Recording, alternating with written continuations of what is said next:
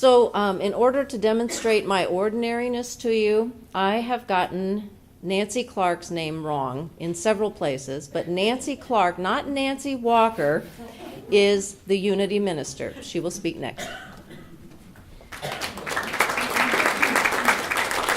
Thank you. I'll go by anything, so thank you. Let there be peace on earth, and let it begin with me. I have to remember that I have to be the change of what I want to see.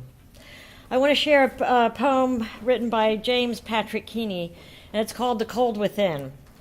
6 humans trapped in happenstance, in bleak and bitter cold, each one possessed a stick of wood, or so the story's told. Their dying fire in need of logs, the first man held his back. For the faces around the fire, he noticed one was black. The next man, looking across the way, saw not one of his church, and couldn't bring himself to give the fire his stick of birch. The third one sat in tattered clothes, he gave his coat a hitch. Why should his log be used to warm the idle rich? The rich man just sat back and thought of the wealth he had in store, and how to keep what he had earned from the lazy, shifty poor. The black man's face bespoke revenge as the fire passed from sight, and all he saw in his stick of wood was a chance to slight the white. The last man in his forlorn group did naught except for gain, giving only to those who gave was how he played the game. Their logs held tight, and death's still grip was proof of human sin. They didn't die from the cold without, they died from the cold within.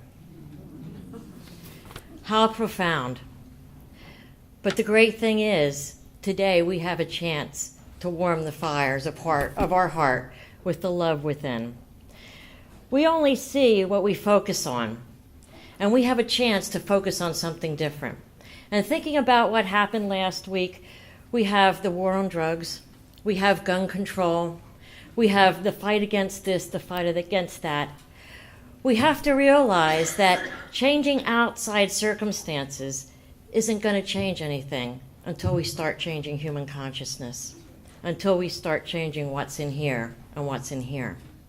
And we have that opportunity. It reminds me of a story about a spiritual revival that came to town every year. And every year the town derelict, the drunk derelict, would come to the revival, and he'd get really revved up, just like everybody is today. Everybody's getting really revved up. And he'd go down and he'd say, "Fill me, God, fill me." And he'd go out and he'd do his best. And wow, for a couple of weeks he really did great.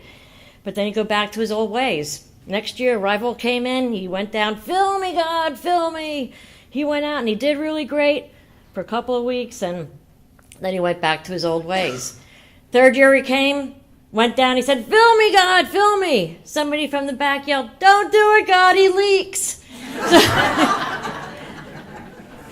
the thing is, I leak sometimes, we all leak.